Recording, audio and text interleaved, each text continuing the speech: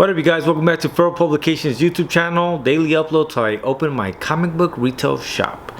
And one of the things I want to talk about today is accumulating graphic novels that I want in the library, that I want people to be able to peruse and read. And this is such a good thing for me personally, because for a long time I've limited what I was purchasing because my collection had outgrown my space. But now that I'm getting rid of my floppies, I'm gonna be purchasing more graphic novels, and I'm definitely looking for titles and things that I want in the library. And I thought that one of these books was a prime example, which is one of my recent purchases, and this was for personal reasons.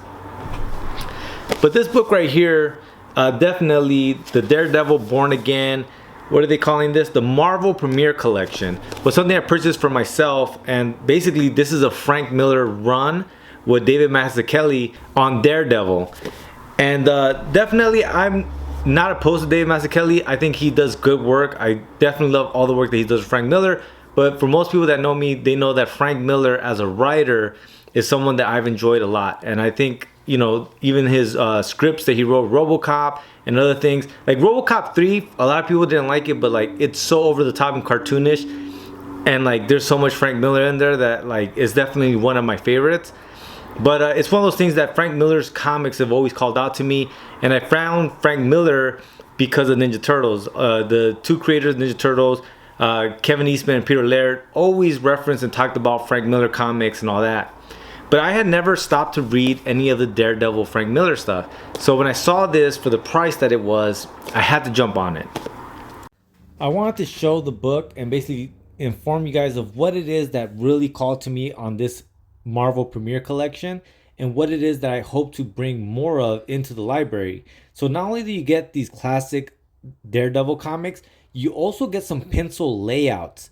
And what I enjoyed doing personally, which is what I was just doing now that I finished it, was contrasting the pencil layouts with the finished pages, just to kind of see and figure out, you know, something that is more fun for a creative person, because it kind of indicates to me the creative process that David Mazzucchelli goes through, which if you're going to learn from somebody, why not learn from one of the pros, one of the best, you know, Batman Year One, and all kinds of other works that David Mazzucchelli has done. Definitely is a name that for most comic book readers is not an unknown name. Now, beyond that, you also have a script written by Frank Miller.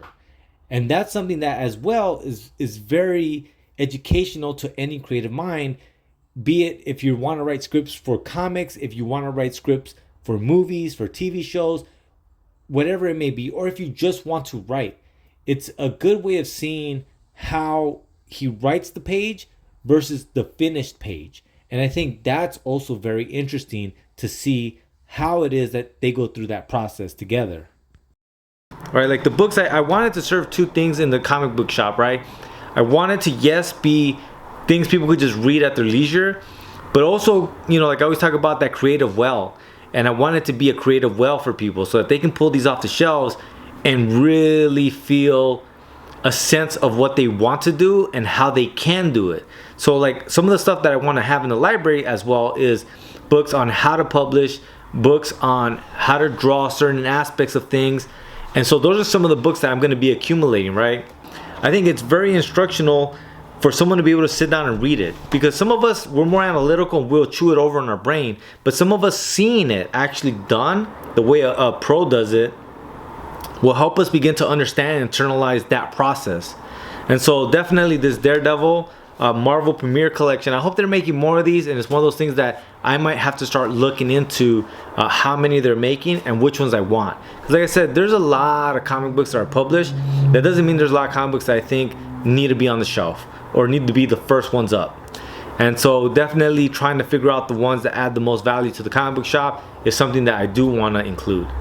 But with that being said, moving forward, I'm definitely going to be showing off a lot of the books that I'm getting for that library, for that manga style coffee and comics shop that I plan to open. And if you guys have any suggestions on anything that I should peep out to have in the collection, even DVDs and Blu-rays, right? Because I want to have them also like in a shelf, and people be able to pull them out and, you know, take them up to the counter and we just throw it on and we all just geek out and watch whatever movie that day.